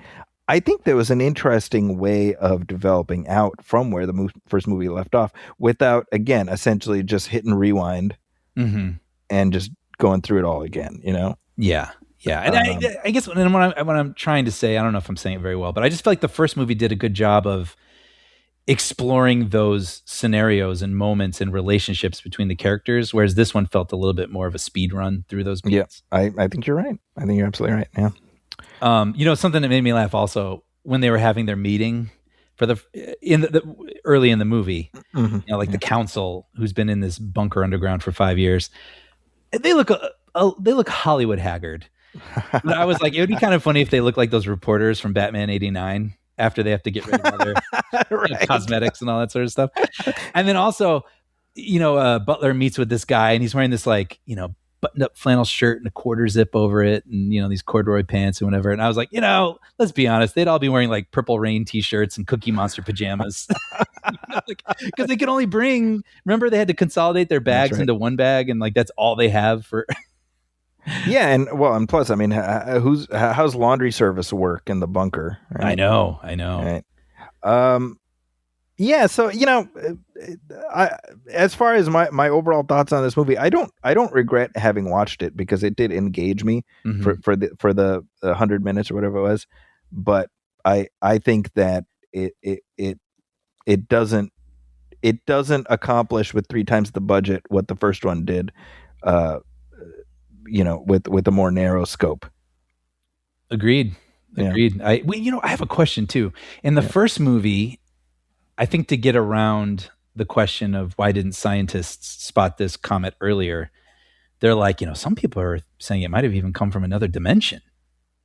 Like, how did it just appear this way? It might have come from somewhere else. Like, yeah, they don't say wormhole, and I was like, did they ever follow up on that? Because that's really interesting. Like, that's what is it? I don't know. I'm curious to learn more about that theory. I don't recall them coming back to that. Yeah. Yeah. But yeah, I mean, you even get a moment where there's trouble at the gate getting in because someone doesn't have a badge. You should have a badge. I mean, yeah. Really, all the hits. Playing all the hits. Yeah, greatest hits package, yeah. But yeah, like, I agree with you. Like, again, I didn't find it like bad. I just didn't find it exceptional. Whereas I thought the first one went above my expectations. And so this is just kind of, I mean, I wouldn't recommend anyone go into this straight if they haven't seen the first one. And if they've seen the first one, and they're just dying for more time with these characters, sure. But otherwise, I think you might be fine with just the first one. I would say the first one is a perfectly adequate place to leave it. Yeah. Yeah. Well, did you have any other thoughts, or are you good? That's it. There we go. Hey, look. We tackled Greenland with time to spare. Greenland 2, I should say. Yeah. Oh, it's interesting because this one, as with Den of Thieves, the number 2 is in the marketing, but not in the movie. I just found that interesting. Oh, I did notice that. There's Den of Thieves Pantera, but if you look at the posters, it's Den of Thieves 2. And then same thing with this Greenland Migration. I guess that makes sense. I mean, if you're looking at the tile while you're going to stream it, you want to, if you see a 2, you're like, oh, well, I should watch 1 first. Right. Well, yeah, I mean, in the last week, I noted that Greenland was at the top of like Netflix's algo and like Voodoo, people were checking it out. Mm-hmm. So I guess the number 2 made people want to seek it out. Well, that's good. Anyway, hey, if you happen to see Greenland Migration, which you may not, based on the numbers, I guess it's a good problem to have, by the way, because it seems like it sort of got sideswiped by the fact there are so many other movies doing well in theaters right now. Yeah. And as these things go, that's a good problem.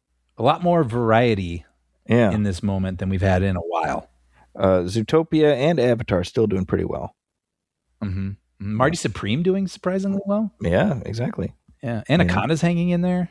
Maybe not performing like they'd like, but it is still starting. It's in the mix. It's in the mix. Yeah. That's a good thing. SpongeBob movie out there. A lot of stuff. Yeah. But let us know your thoughts. You can email us at moviefilmpodcast@gmail.com. You can also hit like on our Facebook page, facebook.com/moviefilmpodcast, and message us there. As always, please go to Apple Podcasts and leave a review, leave a star rating. Every little bit helps. We also have a Patreon, Brian. That's right. If you head over to patreon.com/moviefilmpodcast and hit subscribe for only $5 a month, you'll find every commentary we've ever done and every episode moving forward absolutely ad-free. And now, beginning in 2026, we are going to also be dropping bonus conversations. We're looking to do that around twice a month. Things like trailer talk or topics we think are kind of interesting or want to riff on that we can't find time to fit into the show, but we still want to have those conversations and share them with you. You can find those over there as well. Our free feed will always be available, but this is our way of providing what we believe is the most satisfying way to enjoy the show. Plus, your subscription goes a long way in helping to support us and helping to sustain producing the show. So if you're interested and able, please head over to patreon.com/moviefilmpodcast and subscribe. We'd be very grateful. I wanted to mention also, if you listen to the show on YouTube, please hit subscribe and leave comments there because we do read them on the show. And if you're looking for me on social media, you can find me at Zacky's Corner. That's Zakis Corner. You can also read my reviews at the San Francisco Chronicle, also at IGN and The Wrap. What about you, Brian? You can find episodes I've written of Puppy Dog Pals and Young Jedi Adventures streaming on Disney+. There we go. And with that, on behalf of my partner, Brian Hall, my name is Zaki Hassan. This has been Movie Film 334. Yeah, it's a good number. We'll be back soon with our next one. Thanks, everybody. Welcome, friends, it's the Movie Film Podcast. Podcast, enjoy the show. Zachy and